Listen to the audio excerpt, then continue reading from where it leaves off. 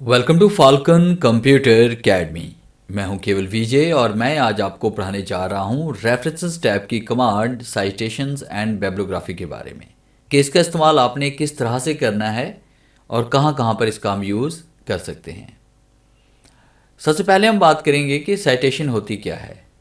अक्सर ये होता है कि जब हम कोई बुक कंपोज कर रहे हैं या आर्टिकल राइट कर रहे हैं या कोई थीसिस वगैरह कंपोज कर रहे हैं तो उसमें कुछ डाटा हम किसी और बुक से हम ले रहे हैं या किसी वेबसाइट से ले रहे हैं या किसी और जगह से हम ले रहे हैं, तो हमने उसका हवाला देना होता है।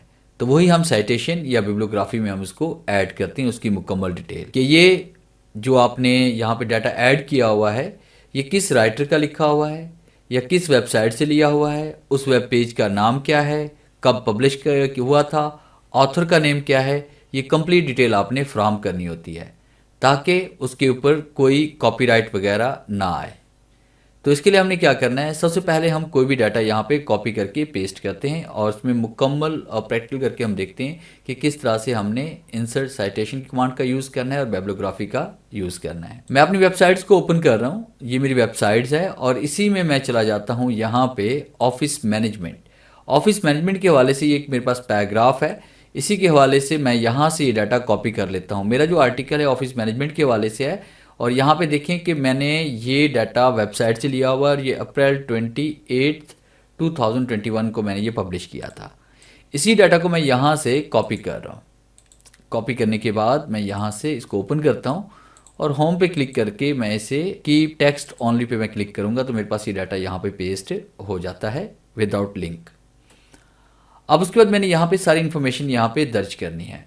इसके लिए हम यहाँ पे क्लिक करते हैं। क्लिक करने के बाद आपने रेफरेंसेस पे आना है और उसके बाद आप यहाँ पे क्लिक करेंगे इंसर्ट साइटेशन पे और उसके बाद ऐड न्यू सोर्स पे हम क्लिक करते हैं।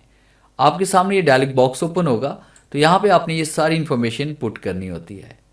जैसे कि फ़र्ज़ कीजिए कि मैं ये डाटा अगर किसी वेबसाइट से ले रहा हूँ तो मैंने वेबसाइट्स पे क्लिक करना है। अगर मैं यहाँ पे रिपोर्ट से ले रहा हूँ तो रिपोर्ट मैंने सेलेक्ट करना है। बुक सेक्शन से बुक सेक्शन हम सेलेक्ट करेंगे।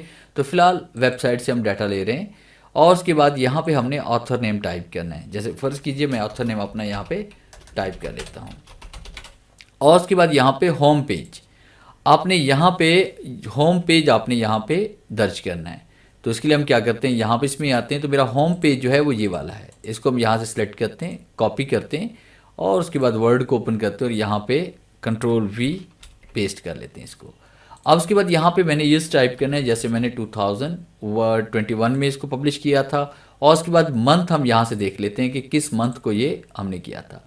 अप्रैल की बात कर रहे हैं तो अप्रैल 28 अप्रैल। तो वर्ड को दोबारा ओपन करते हैं तो यहाँ पे मंथ हम टाइप कर लेते हैं अप्रैल। इसी तरह से यहाँ पे हमने डे टाइप करना है। 28 को डे क्या बनता है वो हम यहाँ पे क्लिक करेंगे और उसके बाद हमने यहाँ पे 2021 में चले जाते हैं और उसके बाद अप्रैल पे क्लिक करते हैं और उसके बाद 28 को जो हमारे पास डे बन रहा था वो वेडनेसडे यहाँ पे बन रहा था। तो यहाँ पे हम टाइप कर रहे हैं वेडनेसडे और उसके बाद ईयर और फिर उसके बाद हम यहाँ पे टाइप करेंगे ईयर एक्सेसीड। तो हमने क्या करना है, यहाँ पे फ़र्ज़ कीजिए कि इसमें रसाई हमने कब की थी, यहाँ पे 2023 हम कर लेते हैं। यहाँ पे मंथ इसमें हम कर लेते हैं फ़र्ज़ कीजिए कि मार्च एंड उसके बाद डे हम कर लेते हैं मंडे कर लेते हैं और फिर उसके बाद आपने यहाँ पे यूआरएल टाइप करना है, यानी कि जहाँ से आपने इस आर्टिकल को कॉपी किया है उसका आपने लिंक यहाँ पे पेस्ट करना है। तो मैंने आर्टिकल जो कॉपी किया था वो मैंने यहाँ से किया था, यानी कि ये लिंक था, वेबसाइट का नाम ये था, उसके बाद इस पेज से हमने इसको कॉपी किया था। तो इसी लिंक को हम राइट क्लिक करके यहाँ से कॉपी करते हैं और वर्ड को ओपन करते हैं और यहाँ पे राइट क्लिक करके आपने इसको पेस्ट कर देना है। अब जैसे हम ओके पे क्लिक करेंगे तो आप देखिए मेरे पास यहाँ पे ये ब्रैकेट के अंदर देखिए विजय 2021 यहाँ पे लिखा आ रहा है। साइटेशन ऐड करने के बाद इसको बिब्लियोग्राफी में कन्वर्ट किया जाता है। क्या अगर आपके आर्टिकल के अंदर, आपकी बुक के अंदर या आपके थीसिस के अंदर जहाँ जहाँ से आपने डाटा लिया हुआ है उसकी तमाम इन्फॉर्मेशन अगर आप शो करवाना चाहते हैं तो उसके लिए आपने बिब्लियोग्राफी का यूज़ करना है, मगर उससे पहले आपके पास साइटेशन का ऐड होना ज़रूरी है। सारी इन्फॉर्मेशन ऐड होगी तो फिर जाकर आपकी बिब्लियोग्राफी यहाँ पे बनेगी। तो इसके लिए हम दोबारा रेफरेंस टैब पे आएंगे, बिब्लियोग्राफी पे हम आएंगे और उसके बाद आपके सामने यहाँ पे ये लिस्ट ओपन होगी। तो यहाँ पे आपने वो फॉर्मेट सेलेक्ट करना है, जैसे रेफरेंसेस का देना चाहते हैं, वर्क सेट कर देना चाहते हैं या फिर आप बिब्लियोग्राफी बनाना चाहते हैं, तो फिलहाल बिब्लियोग्राफी पे हम क्लिक करते हैं। तो ये देखिए मेरे पास यहाँ पे एक ही मैंने यहाँ पे लिंक दिया हुआ था, जो यहाँ पर पैराग्राफ था मेरे पास। अगर मैंने यहाँ पे डिफरेंट वेबसाइट से डिफरेंट लिंक्स और डिफरेंट मैंने साइटेशंस बनाई होती तो यहाँ पे सारी की सारी डिटेल शो हो जानी थी। तो इस तरह से देखिए मेरे पास यहाँ पे डिटेल आ रही है और उसके बाद नाम इसमें आ रहा है, उसके बाद यहाँ पे डेट आ रही है, उसके बाद किस वेबसाइट से लिया गया, टोटल इन्फॉर्मेशन यहाँ पे आपके पास शो हो रही है। अगर आप इसका फॉर्मेट चेंज करना चाहते हैं तो यहाँ पे क्लिक करके हम इसका फॉर्मेट भी देखिए, मैंने यहाँ पे पहले APA किया हुआ था, उसके बाद शिकागो पे क्लिक करते हैं तो ये देखिए फॉर्मेट इसका चेंज हो जाएगा। पहले विजय केवल शो हो रहा था, मुकम्मल नाम आपके पास यहाँ पे शो हो रहा है। इस तरह से डिफरेंट फॉर्मेट को हम यहाँ पे शो करवा सकते हैं।